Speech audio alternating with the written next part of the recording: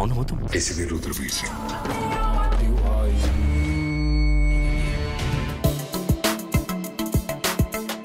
আধুনিক সময়ে OTT platform নতুন সংযোজন। করোনা সংকটের সময় প্রেক্ষাগৃহ বন্ধ থাকায় এ মাধ্যম আরও বেশি দর্শকপ্রিয়তা লাভ করে। এছাড়া বলিউড ইন্ডাস্ট্রির বড় বড় তারকারা ওটিটির কাজ করছেন নিয়মিত।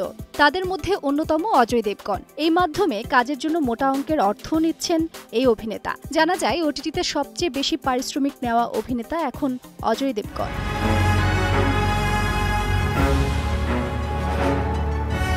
ভারতীয় সংবাদ মাধ্যম ডিএনএ এক প্রতিবেদনে জানিয়েছে 2022 সালে ওটিটি প্ল্যাটফর্মে অভিষেক ঘটে বলিউড অভিনেতা অজয়ের।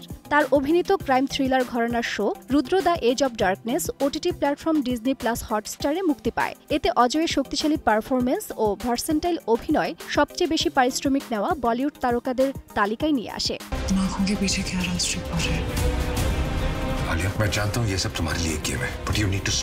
রুদ্র দ্য এজ অব ডার্কনেসের 7টি এপিসোডের জন্য অজয় 125 কোটি রুপি পারিশ্রমিক নিয়েছিলেন। ব্রিটিশ শো লুথারের অফিসিয়াল রিমেক এটি। অজয় দেবগন প্রতি এপিসোডের জন্য নিয়েছেন 17 কোটি 85 লাখ রুপিরও বেশি।